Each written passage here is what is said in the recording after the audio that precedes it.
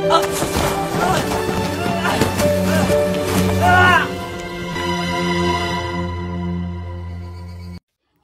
ইয়ানুকে চিঠির মাধ্যমে বলে, তুমি তোমার চোখ সবসময় বেঁধে রাখো কেন? এর পেছনে কি কোনো রহস্য আছে, নাকি এমনিতেই তুমি বেঁধে রাখো? প্লিজ এটা আমাকে জানাবে, আমি এই বিষয়ে জানতে চাই। তখন ইয়ানুর কিছুটা মন খারাপ হয়। কেন হয় এটা আমাদের বলা হয় না। সিন শিফট হয় সামার ফেস্টিভ্যালে, যেখানে আমরা ইউরিকে দেখতে পাই। সে তার বান্ধবীদের সাথে ট্র্যাডিশনাল কাপড় পরে চলে এসেছিল। এখানে তাকাশি নামের ওই ছেলেটিও ছিল। তাকাশি যেহেতু ইউরিকে পছন্দ করত, তাই সে এখানে চলে আসে। অন্যদিকে আমরা আমাদের আনলাকি বয়কে দেখতে পাই। আজও তার সাথে ব্যতিক্রম কিছু হয়নি। আজও সে ব্যথা পেয়ে এসেছে। তখন সে ইউরিকে বলে যে আজ তোমাকে অনেক সুন্দর লাগছে। তখন ইউরি এই কথাটি শুনে অনেক খুশি হয়ে যায়। কিছুক্ষণ পর আমরা ইউরিকে দেখতে পাই, যে কিনা ইয়ানুকে খুঁজছিল। ইয়ানু তার কাছ থেকে হারিয়ে যায়। সে কোনোভাবেই ইয়ানুকে খুঁজে পাচ্ছিল না। এখানে সে মন খারাপ করে বসে থাকে। তাকে দেখে মনে হচ্ছিল এর আগেও সে হয়তো কাউকে হারিয়েছে, যার কারণে সে এমন পাগল হয়ে যাচ্ছে। তখনই এখানে ইয়ানু চলে আসে। সন্ধ্যা নেমে এসেছে, তারা বাসায় যাবে। তখনই ইয়ানু ইউরিকে বলে, তোমাকে আমি কিছু বলতে চাই। ইউরি বলে, কি বলবে? সে কিছু না বলে তার হাতে একটি রিং পরিয়ে দেয়।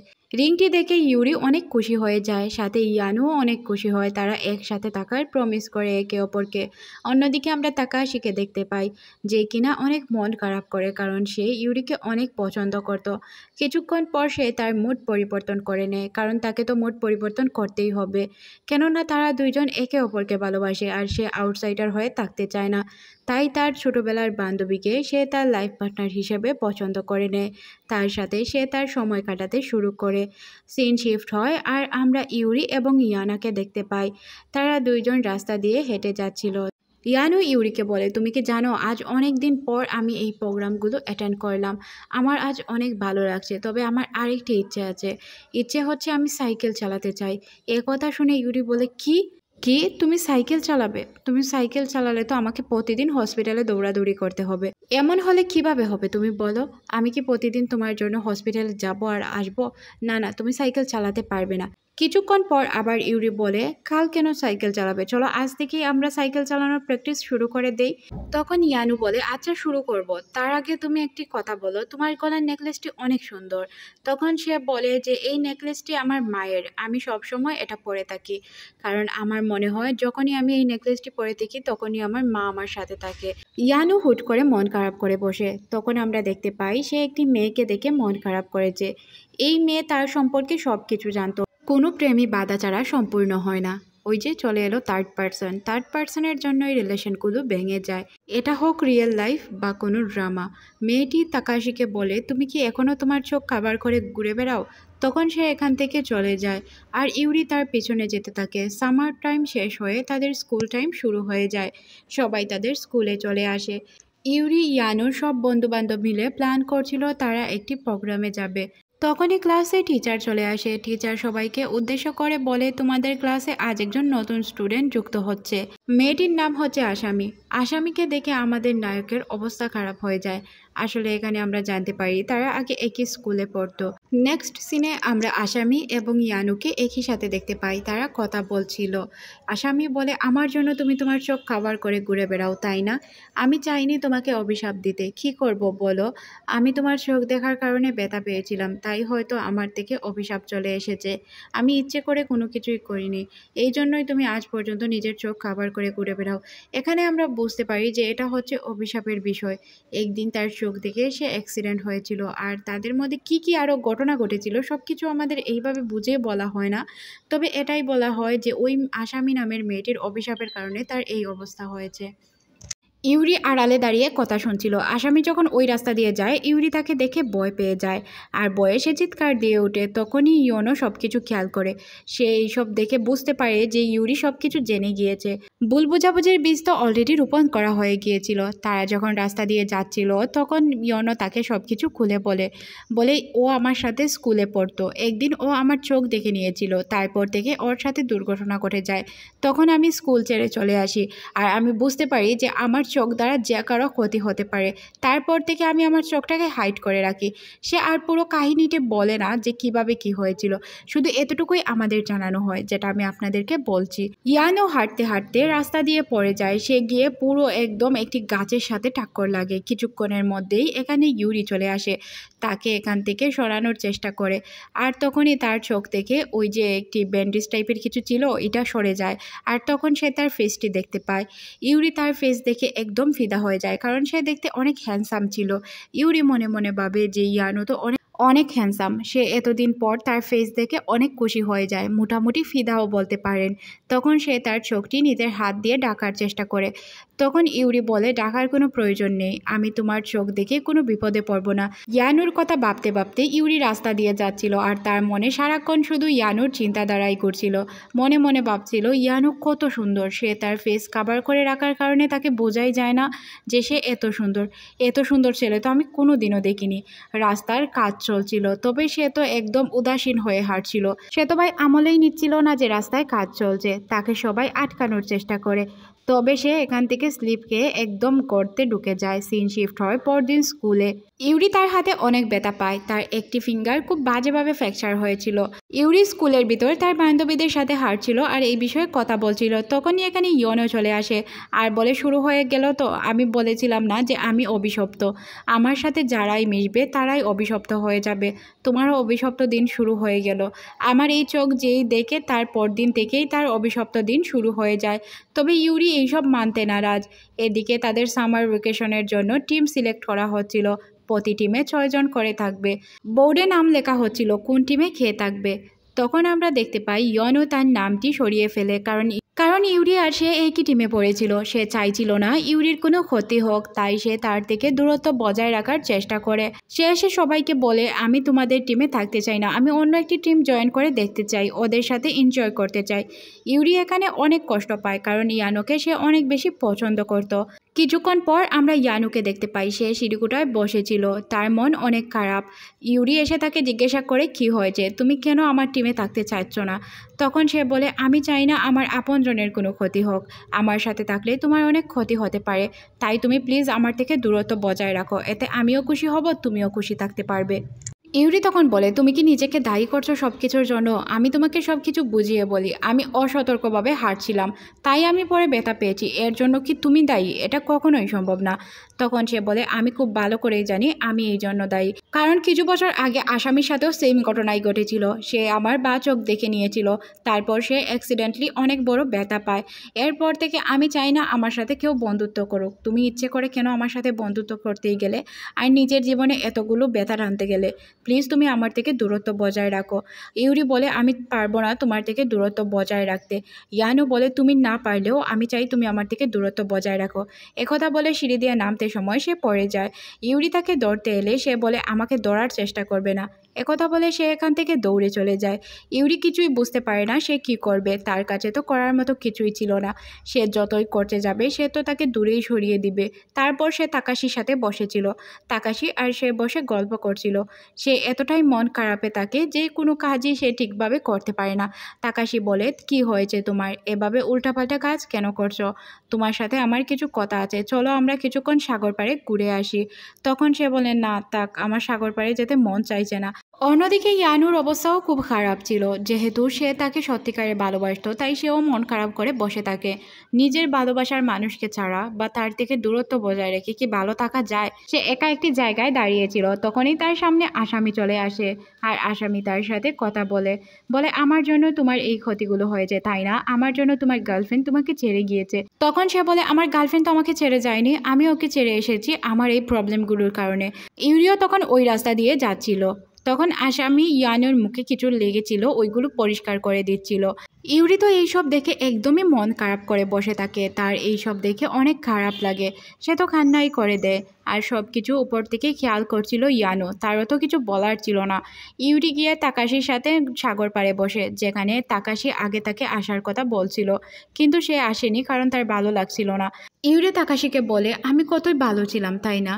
ওর সাথে আমার কাটানো প্রত্যেকটি মুহূর্ত অনেক সুন্দর ছিল, ওকে আমি অনেক ভালোবাসতাম, তাহলে কেন আমার সাথে এমনটা হলো? তুমি কি কিছু বলতে পারবে? আমি জানি তোমার কাছে কোনো উত্তর নেই। তাকাশি তখন তাকে বলে, কে বলেছে তোমার জীবনে সত্যিকারের ভালোবাসা নেই? তুমি কি আমাকে কখনোই চোখে দেখো না? আমি তোমাকে অনেক ভালোবাসি, আমি তোমার সত্যিকারের আশিক, আমি তোমার জন্য পাগল, তুমি চাইলেই আমার সাথে রিলেশনে জড়াতে পারো।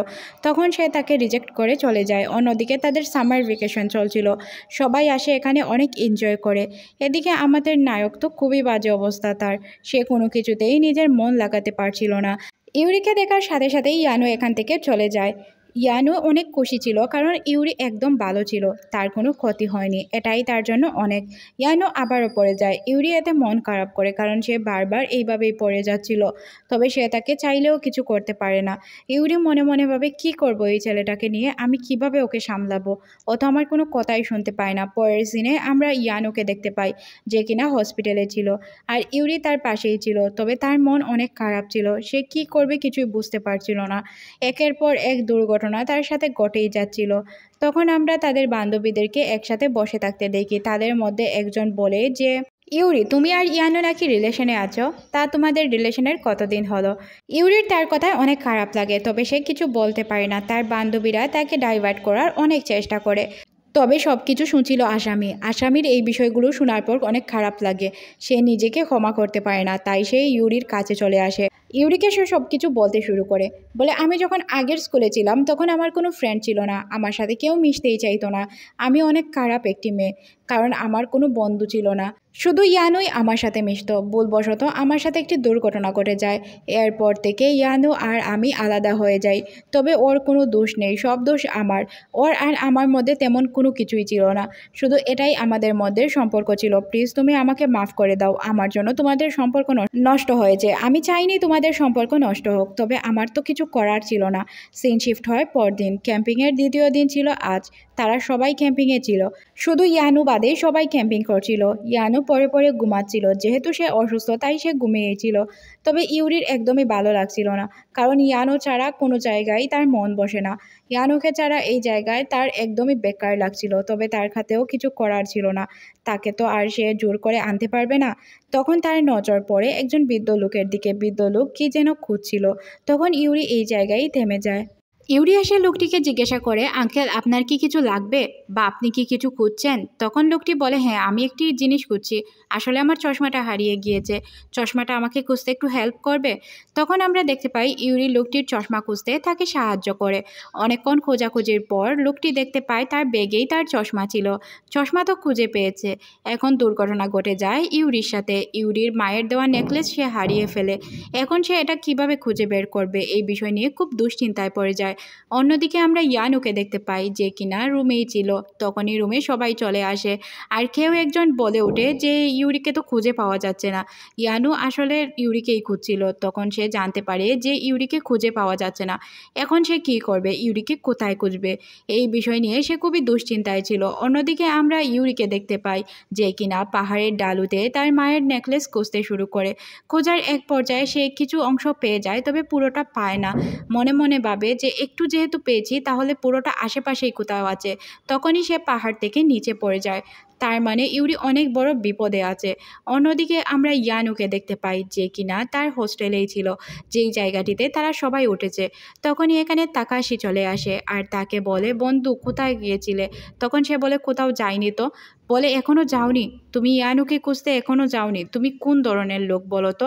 ইয়ানু, তোমার খুঁজতে যাওয়া উচিত ইউরিকে, ইউরি তোমাকে অনেক ভালোবাসে, আমি একবার নয় অনেকবার চেষ্টা করেছি তাকে বুঝিয়ে বলার, আমি তাকে ভালোবাসি, তবে সে আমার ভালোবাসার কোনো মূল্যই দেয়নি। তখন আমি বুঝতে পারলাম যে সে তোমাকেই ভালোবাসে। তবে একটি কথা মনে রাখো, আমি কখনোই হাল ছাড়বো না, ইউরিকে পাওয়ার আগ পর্যন্ত আমি তার পিছে ঘুরতে থাকবো। তাকাশি এই কথাটি বলেছিল যাতে ইয়ানু বুঝতে পারে ইউরি তার জন্য কতটা ইম্পর্টেন্ট, বা ইউরিকে সে কতটা ভালোবাসে। সে তীরটি যেমনভাবে মারতে চেয়েছিল, ঠিক জায়গায় গিয়ে তীর লেগে যায়। ইয়ানুকে আমরা দেখতে পাই, সে খুঁজতে শুরু করে ইউরিকে, তবে ইউরিকে সে কোথাও খুঁজে পায় না। আর সে ইউরির সাথে কাটানো দিনগুলো মনে করতে থাকে, ইউরির সাথে সে কত না এনজয় করেছে। ইউরি তাকে এই অবস্থায় ভালোবেসেছে, যেই অবস্থায় তার খুবই বাজে ছিল। তাকে তো অসুস্থ বলা যায়, অসুস্থ অবস্থায় একটি মেয়ে তাকে পছন্দ করেছে, এটাই তো তার জন্য অনেক বেশি।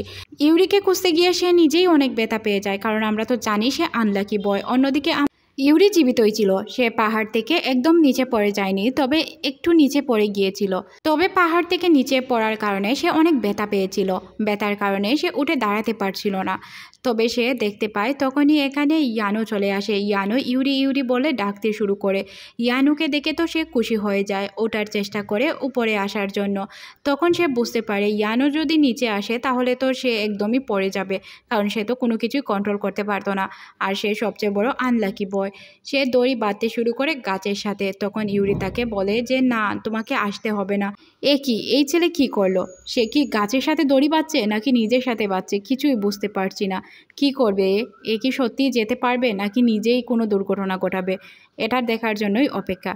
দেখলেন, সে নিজের গলায় নিজে ফাঁস দিয়ে ফেললো। এটাইকেই বলে ওভার কনফিডেন্স। ওভার কনফিডেন্সে কাজ করতে গিয়ে নিজের গলায় নিজে দড়ি দিয়ে যাচ্ছে। কিছুক্ষণ পর সে নিজেকে ছাড়িয়ে নিয়ে যায়, আর ছাড়িয়ে সে নিচে নামার অনেক চেষ্টা করে। নিচে নামার চেষ্টা করছিল, দুর্ঘটনা তো ঘটারই ছিল, সে আবারও দুর্ঘটনা ঘটিয়েই বসে।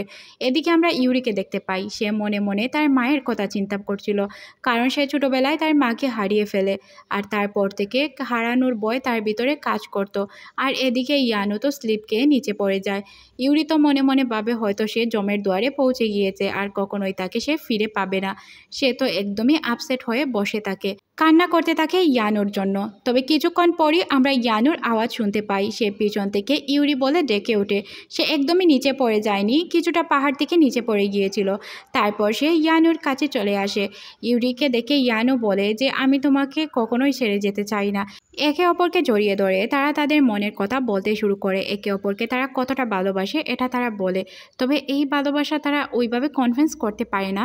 তারা তাদের সুখ দুঃখের কথা বা ভালোবাসা বা ভালো লাগার সব কথা শেয়ার করে। ইয়ানো ইউরিকে বলে প্লিজ আমাকে ক্ষমা করে দিও, কারণ আমি তোমাকে অনেক কষ্ট দিয়েছি। আমার জন্য তোমাকে অনেক কিছু সহ্য করতে হয়েছে, আর কখনোই সহ্য করতে হবে না। তখনই তাদের বন্ধু বান্ধব তাদেরকে বাঁচানোর জন্য চলে আসে। ক্যাম্পিং শেষ হয়ে যায় আর তারা স্কুলে চলে যায়।